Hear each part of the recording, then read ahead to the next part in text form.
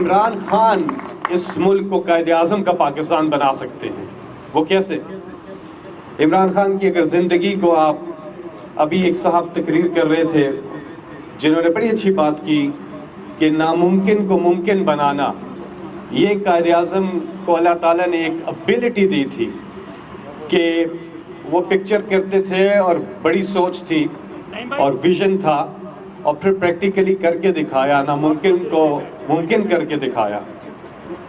تو عمران خان کی اگر آپ زندگی کو اسٹڈی کریں تو پوری زندگی ان کی اسی طرح سے سٹرگل، جد و جہد اور ہر محاذ پر آپ کو بھرپور تنقید کا نشانہ بنایا گیا، لیکن یہ آپ کا اللہ پہ ایمان تھا، کمٹمنٹ تھی، ڈٹرمنیشن تھی کہ آپ ہر میدان میں سرخرو ہوئے، چاہے وہ کرکٹ ہو، چاہے وہ شوکت خانم کینسر ہاسپٹل ہو، چاہے وہ نمل یونیورسٹی ہو، چاہے وہ 5 سال خیبر پختونخوا میں گورنمنٹ ہو، جس انداز میں آپ نے کیا کہ خیبر پختونخوا کی تاریخ میں پہلی بار نہ صرف وہاں اس صوبے میں ایک پارٹی کی گورنمنٹ ریپیٹ ہوتی ہے بلکہ ڈبل ووٹ لے کر واپس آتی ہے۔ اور پھر لوگ کہتے رہے عمران خان کو کہ آپ کبھی یہ وزیر اعظم نہیں بن سکتے۔ اس وقت آپ کے ملک کے وزیر اعظم کا نام عمران خان ہے، اور اب لوگ کہہ رہے ہیں کہ اچھا یہ سب کچھ تو کر لیا لیکن یہ نیا پاکستان جو کہتے ہیں نہیں بنا سکیں گے، اور انشاءاللہ اس طرف سفر گامزن ہے اور بن کے رہے گا۔ یہ بیچ میں کچھ لوگ ہیں جو کہ نہیں چاہتے کہ نیا پاکستان بنے، اور نیا پاکستان ہے کیا؟ نیا پاکستان ہے کہ حکمران اقتدار میں آ کے اپنی جائیدادیں، اپنی پراپرٹیز، اپنی دولت میں اضافہ نہ کریں، بلکہ جو کچھ بھی کریں وہ عام آدمی کے لیے کریں۔ پہلے کے پاکستان میں، جب تحریک انصاف کی حکومت سے پہلے کے پاکستان میں ایک لوٹ مار کا بازار گرم تھا۔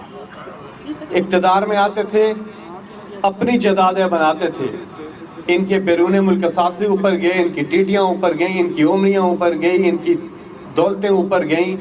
یہ کچھ خاندان ہے جو بہت زیادہ امیر ہوئے لیکن عام آدمی کو غریب کیا۔ اور کیا کیسے؟ وہ سپریم کورٹ میں سب کچھ سامنے آ گیا، جب کیس چلا سب کچھ سامنے آ گیا۔ جو مریم نواز آج تقریریں کر رہی ہیں جگہ جگہ، وہ ان فلیٹس کی مالکہ نکل آئیں، بینیفیشل اونر، ان 2 کمپنیز کی جو فلیٹ اون کرتی ہیں ان کی اصل مالکہ مریم نواز نکل آئی۔ تو ان کے بچوں کی اتنی جائیدادیں ہیں، اربوں۔ دنیا کی سب سے مہنگی جگہ لندن کی سب سے مہنگی جگہ مے فیئر کے اندر ان کے اپارٹمنٹس ہیں۔ اور جب عدالت میں مقدمہ چل رہا تھا تو ایک ڈاکومنٹ نہیں دکھا سکے کہ یہ ان کی کیسے ہے پراپرٹی، اور الٹا عمران خان پر مقدمہ کر دیا۔ جب عمران خان صاحب نے ایک بین الاقوامی انکشاف ہوا تھا پیناما، اس پہ آواز اٹھائی، عمران خان پر انہوں نے سیاسی انتقام کا نشانہ بنا مقدمہ کر دیا۔ عمران خان نے یہ تو نہیں کہا کہ میں جلسے کرتا ہوں اور سپریم کورٹ نہیں جاؤں گا۔ وہ سپریم کورٹ گئے، کیس چلتا رہا، 40 سال پرانا ریکارڈ دیا، 60 سے زیادہ دستاویزات دیں، اس کمائی پہ، حلال کی کمائی پہ جو باہر کی، اور ایک ایک پیسہ پاکستان لے کر کے آئے۔ اور یاد رکھیں عمران خان کوئی پبلک آفس ہولڈ نہیں کرتے تھے، اور پھر بھی انہوں نے حساب دیا اور عدالت سے سرخرو نکلے۔ تو یہ ہے نیا پاکستان، جس میں آپ کا لیڈر جو حکمران ہے، جو وزیر اعظم ہے، جو چیف ایگزیکٹو ہے، وہ اپنے کردار سے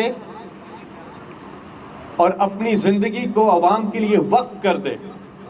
یہ نہیں عمران خان نے کرنا کہ ان کی طرح اقتدار میں آ کے اپنی ملیں لگائیں، اپنی پراپرٹیز بنائیں۔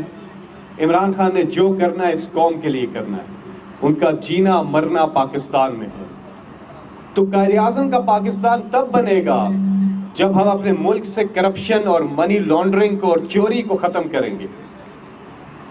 ہم اگر اپنے دین کی تعلیم پہ غور کریں، قرآن پاک کو ترجمے سے پڑھیں، تو حقوق اللہ اور بندے کے بیچ میں، حقوق العباد کیا ہم ادا کر رہے ہیں؟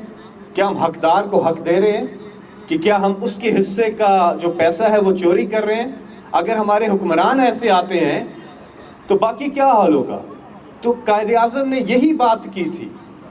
قائد اعظم نے اپنی ان کی تمام سپیچز اگر آپ پڑھیں تو اس وقت انہوں نے کہا تھا کہ برِ صغیر میں پاکستان بننے سے پہلے کہ پوری دنیا میں کرپشن ہوتی ہے، لیکن جس معیار کی، جس لیول کی کرپشن برِ صغیر کے اندر ہو رہی ہے پاک و ہند میں، اس کی مثال نہیں ملتی. یہ قائد اعظم نے کہا تھا.